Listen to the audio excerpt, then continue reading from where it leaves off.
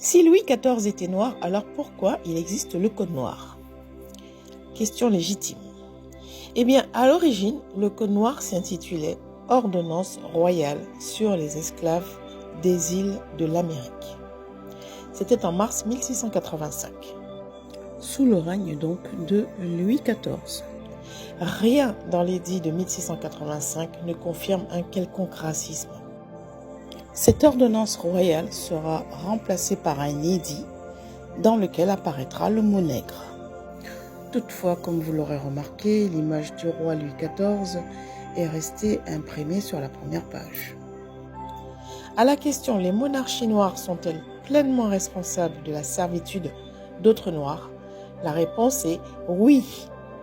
Toutes les civilisations à travers le monde étaient dirigées par des élites noires. Les Noirs n'avaient en ce temps pour rivaux que d'autres Noirs. Les Blancs étaient hors jeu et n'avaient pas droit au chapitre. Les Noirs dominaient l'Europe, le Maghreb et les Amériques. Toute personne sait que les Arabes et les Berbères, donc les musulmans originels, sont noirs.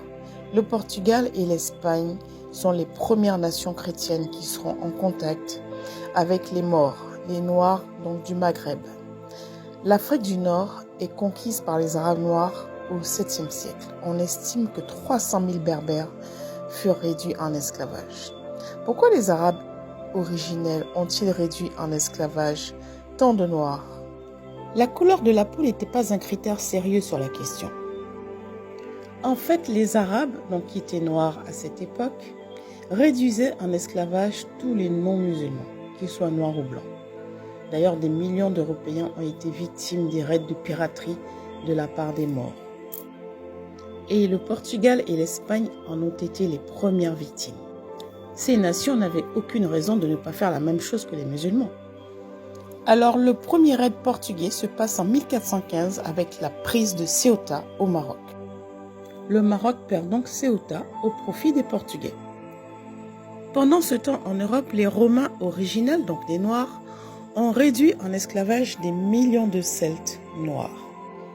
Et si à cette période dite médiévale, la majorité des serfs et des esclaves étaient des blancs, quelques-uns donc étaient noirs. Vous comprenez donc que l'esclavage n'était pas une question de couleur. Les Européens ne faisaient que ce que d'autres avaient fait avant, c'est-à-dire réduire et soumettre en esclavage des peuples de culture et de religions différentes.